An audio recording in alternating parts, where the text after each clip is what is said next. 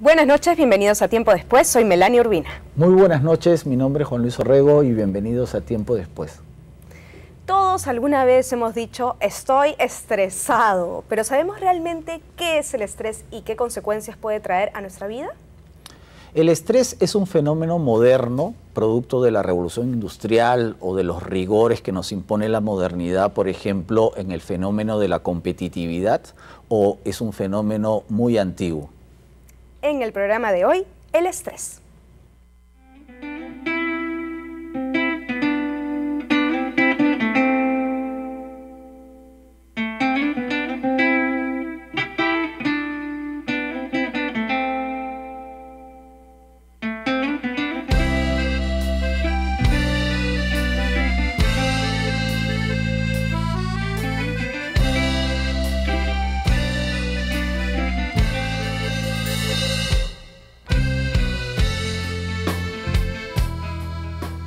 En el programa de hoy tenemos a dos grandes invitadas. Una invitada a la que me toca presentar, ella es caserita de la casa, es la segunda vez que viene. Me toca presentar a Maritza Velarde, ella es médica y terapeuta bioenergética. Bienvenida otra vez, Maritza. Gracias, es un gusto estar acá nuevamente. Gracias. Bueno, y esta noche también nos acompaña Luciana Stiglitz, ella es directora de Inner Healers. Buenas noches. Buenas noches, gracias por la invitación. Gracias por venir. Les voy a pedir a las dos que me hagan una definición de lo que es el estrés. Ajá. El estrés es una respuesta, ¿no?, fisiológica, o sea que todos nuestros órganos y sistemas también reaccionan ante un evento, ¿bien? Pero es un hecho también natural, ¿bien? El estrés es parte de la vida misma. Podríamos resumirlo de esa manera. Luciana, ¿cómo puedes definir lo Sí, que es el estoy de estrés? acuerdo con lo que dice Maritza. Es la respuesta natural que tiene el cuerpo ante los eventos que suceden en el día. Pueden ser eventos que nos generen mayor estrés o menor estrés, pero en general es la forma en la que nuestro cuerpo responde naturalmente para permitirnos adaptarnos a estas situaciones. Es la forma o el recurso que tiene el cuerpo para adaptarnos a las situaciones que nos rodean. Entonces no necesariamente es malo el estrés. No, absolutamente, porque el estrés tiene condiciones realmente buenísimas, como es que nos lleva a estados de concentración, concentramos, nos enfocamos, somos más creativos. Si por ejemplo en una situación laboral me dicen, ¿sabes qué? Lo que teníamos que hacer en una semana, lo vamos a tener que hacer en 3 días. Por favor, estoy estresado, en 3 días no. Y simplemente lo que hace el personal es, bueno, hay que enfocarnos, concentrarnos, vamos a llamar a este equipo, estos de acá son los mejores, a mis proveedores los llamo y les digo todo esto, me organizo, entonces me enfoco, me concentro, soy creativo y doy buenos resultados. ¿Bien? Entonces es importante saber que el estrés no es un elemento negativo, sino es como ese desafío de la vida diaria que nos pone a nosotros en un estado, digamos, de alerta, pero en un buen nivel. Ahora, cuando ese estrés es permanente, es crónico, y no lo manejamos interiormente, o el entorno es muy estresante, hay una gran diferencia, ¿no? Pero ¿cuál es dime, ¿cuál es la frontera entre el buen estrés, ¿no?, y cuando ya se convierte en un problema, ¿no? Claro, Hans Selye es un endocrinólogo que en más o menos 1926 definió que el estrés podía ser tanto un estrés positivo, por llamarlo de alguna forma, y un estrés negativo. El estrés positivo es aquel estrés que, como comenta Maritza, nos permite tener mayor creatividad, tener mayores recursos físicos, fisiológicos. Por ejemplo, si nos vamos a un gimnasio y comenzamos a hacer nuestra rutina diaria en el gimnasio, nuestro cuerpo entra en un nivel distinto al que teníamos antes de entrar a hacer el ejercicio. Y es digamos, es una respuesta adaptativa del cuerpo para poder realizar este ejercicio. Nuestro corazón bombea sangre con mucha mayor rapidez, nuestros pulmones reciben mucho mayor oxígeno. Y por otro lado, cuando nosotros tenemos una situación que es continua, digamos, cuando vamos al gimnasio, salimos del gimnasio, nos metemos en el sauna, nos bañamos con agüita caliente, regresamos a la casa, vemos a la familia y nuestro estrés se reduce. Entonces, en un estrés natural, en un estrés saludable, en un estrés positivo, nosotros tenemos el pico de estrés, que es donde regularmente hacemos ejercicio y luego regresamos a nuestro estado de homeostasis o de equilibrio. Entonces ese viene a ser el estrés positivo, el de todos los días, por decirlo así, ¿no? O tenemos trabajo que hacer, entonces, o una presentación, por ejemplo, en este momento nosotros estamos en un momento de estrés porque estamos usando todos nuestros recursos mentales, físicos para poder hacer este programa. Sin embargo, si entramos a una habitación y de pronto la habitación comienza a incendiarse, y nosotros no tenemos cómo salir de la habitación, nuestro cuerpo vuelve a activar estos recursos que tiene para poder protegernos. Lo primero que hace es adaptarse a esta habitación. Trata de utilizar estas dos respuestas básicas del estrés, que son, son tres respuestas. La de atacar, la de correr o la de paralizarnos. Lo primero que vamos a hacer es ver si podemos apagar el incendio en unos casos o tratar de salir de la habitación. O nos vamos a quedar congelados diciendo ¿qué hacemos? ¿No? Llamemos a los bomberos, no puedo hacerlo yo, no puedo salir de acá. Entonces estas tres respuestas son las respuestas básicas cuando estamos bajo estrés. Si por ejemplo no podemos salir de la habitación, ya nuestro cuerpo nos dio todo lo que tenía en ese momento, ¿no es cierto? Las glándulas adrenales comienzan a segregar cortisol, etcétera.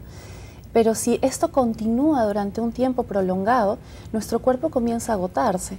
Y en este agotamiento fisiológico, lentamente nosotros comenzamos a perder la capacidad de utilizar estos recursos que tenemos, porque nos da miedo, porque nos volvemos ansiosos.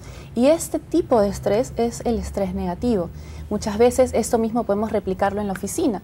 A veces estamos trabajando y tenemos toneladas de trabajo y tenemos que viajar y que cumplir con la casa. Entonces es como si estuviésemos nuevamente dentro de un cuarto que se está incendiando y no encontramos la salida. En vez de incentivarnos, nos bloquea. Ahora. Tenemos cualquiera de las tres opciones. Una de las opciones es bloquearnos, otra es retirarnos o salir corriendo, que a veces llamamos a la oficina y decimos, no, hoy día no me siento bien como para ir a trabajar, o atacamos. Mi jefe es un antipático, mira lo que me está haciendo, y nos peleamos con el jefe, nos peleamos con las personas que están debajo nuestro o con nuestros pares. Entonces, existen tres formas de reaccionar ante esto. ¿Y desde qué etapa de nuestra vida aparece el estrés? ¿Los niños sufren estrés? Desde la etapa prenatal. O sea, desde el momento, sí, claro, una mujer embarazada, una mujer que está gestando.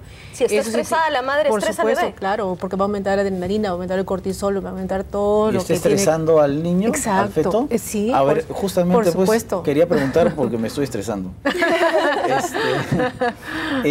¿Desde cuándo la medicina, la psicología o la ciencia habla del estrés? ¿Es una enfermedad? Bueno, no es una enfermedad, ¿es un fenómeno moderno o ya tenemos registros desde los tiempos, desde la edad antigua, en fin? Desde el siglo XVI, casi al borde del XVII, ya se habla del término de estrés. El término realmente entra como un tema de que una superficie que tenía una presión, esa superficie sufría, digamos, como que decía que se ponía elástica, como que bajaba su tensión, y que la única manera de que vuelva a su lugar normal era que tuviera más energía. Entonces de ahí empieza el término estrés, como un elemento propio de física, ¿no? Y luego se lleva al campo psicológico, en que la persona, en el siglo XVII, comienza a darse cuenta que había personas que estaban desgastadas en los nervios, entonces necesitaban más energía. Claro, y se planteaban esos descansos, esos reposos. Es más, o sea, el estrés era tema de gente que tenía mucho dinero. Entonces decía, ellos están cansados, están agotados sus nervios. Sí, lo que pasa es que hay momentos históricos especialmente estresantes, ¿no? O sea, los cambios, las crisis, las revoluciones. Las guerras. Por ejemplo, en el siglo XVII fue un siglo trágico, por ejemplo, en Europa, porque regresaron las epidemias, las guerras, las hambres, hubo incluso cambios climáticos que arruinaron las cosechas. Entonces, lógicamente, todos esos fenómenos o naturales o sociales contribuyen a una situación de estrés no solamente personal, sino colectivo, y que no discrimina a las clases sociales. Entonces el estrés podríamos decir que es parte de nuestra naturaleza humana, no es un fenómeno actual que nos llenamos de trabajo y de está problemas. Reportado a partir del siglo XVII, ¿no? Claro, que ya se empieza a hablar del tema. Que se empieza a hablar. Pero no es que aparece históricamente. No aparece. Y desde que el ser humano está en la Tierra, estamos nosotros caminando en el escenario de vida, con el estrés. Y el estrés, como que quede bien claro, que es un hecho natural del ser humano. Ahora, eso tiene que quedar bien claro y es importante. Pero, por ejemplo, ¿no? los historiadores hablamos que a medida que la humanidad ha ido avanzando, el tiempo histórico se ha ido acelerando. Es decir, antes los cambios eran poco frecuentes, o sea, el mundo era más, la humanidad era más estable, por así decirlo, pero a medida que avanza la humanidad, avanza la modernidad, avanzan los fenómenos sociales, políticos, económicos, lógicamente el tiempo histórico se va acelerando y es natural pensar que a partir del siglo XIX, por ejemplo, el estrés ya se convierte en un fenómeno pues generalizado, ¿no? Bueno, si pensamos, si nos ponemos en la posición de que el estrés es algo natural, es una respuesta adaptativa del cuerpo, podríamos considerar que desde que el hombre es hombre existe el estrés. Si nos remontamos a la época en la que vivíamos en África, teníamos nuevamente que tener estas tres respuestas. Si venía un león a atacarnos, teníamos o que salir corriendo, o que atacar al león, o muchas veces nos quedábamos paralizados y sufríamos las consecuencias. O por ejemplo la actividad de la caza, ¿no? Que durante millones de años el hombre, la humanidad vivió de la caza, ¿no? Entonces era un desafío cotidiano, ¿no? Frecuente, porque no solamente te enfrentabas al animal o tenías que buscar al animal, sino que tenías que proveer. Claro. ¿no? Entonces ya la caza era un trabajo, claro, un trabajo no remunerado, no como se entiende modernamente, pero... Era el método de supervivencia de ese entonces. Entonces, dentro de ese método de supervivencia tenemos este recurso del cuerpo, que es el de adaptarnos a la situación. Lo que sucede es que antes de 1920 no era, digamos, no era algo que se observara, no era algo que digamos, se considerara una problemática, porque era una respuesta natural. Sin embargo, entre 1920 y 1930 aparece, por ejemplo, Walter Cannon, que es el que define que existen estas respuestas, tanto la de correr como la de atacar. Cuando él comienza a definir esto, es que comienzan a acuñar el término de estrés, que proviene, como bien decía Maritza, de la física. En física tú tienes un elemento al cual se le agrega cierta presión.